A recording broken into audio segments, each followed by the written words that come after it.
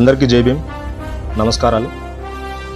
పోయిన వారంలో హైదరాబాద్ సోమాజిగూడ ప్రెస్ క్లబ్లో ఎంఆర్పిఎస్ ఆధ్వర్యంలో మేధావుల రౌండ్ టేబుల్ సమావేశం ఎస్సీ సబ్ క్లాసిఫికేషన్ అంశం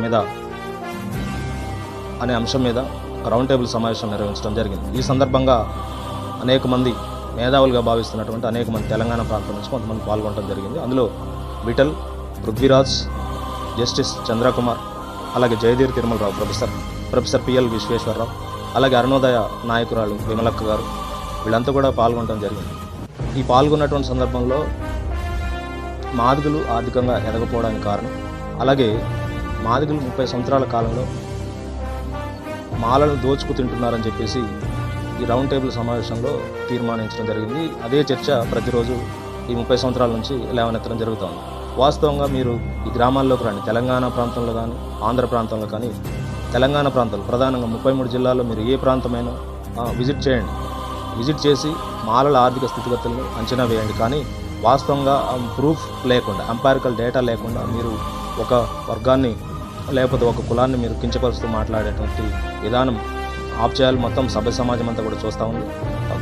ఇవాళ పెద్దలుగా వచ్చినటువంటి బీసీ మేధావులు ఎవరైతే ఉన్నారో వారిని మేము సూటిగా అడుగుతా ఉన్నాం. మేము బీసీలుగా ఉన్నటువంటి మున్నూరు కాపు తెలగ సామాజిక వర్గం ఎవరైతే ఉన్నారో కొంతమంది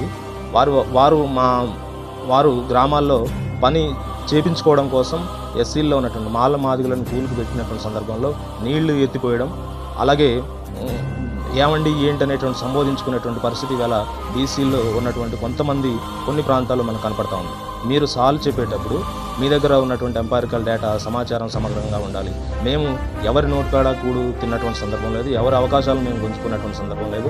ఒకవేళ వస్తే 1-2 ఉద్యోగాలు కష్టపడి చదువుతున్నారేమో. ఈ 1991 గ్లోబలైజేషన్ ఏదైతే అంశం వచ్చిన తర్వాత ప్రభుత్వ రంగం కూడా ఉద్యోగాలను భర్తీ చేయడంలో అన్ని ప్రభుత్వాలు కూడా విఫలం చెందడం జరుగుతూ ఉంది. అందుకనే విభజించడానికి వీలు పడినటువంటి అవిభాజ్యమైనటువంటి అంశం, దేశ స్థాయిలో ఉన్నటువంటి అంశాన్ని బేస్ చేసుకొని పంచండి, ఎవరి వాటా వాళ్ళకి కావాలి, సామాజిక న్యాయం అని చెప్పేసి చెప్పేటటువంటి మీరు ఈడబ్ల్యూఎస్ అంశం మీద మీరు ఎందుకు మాట్లాడటం లేదు?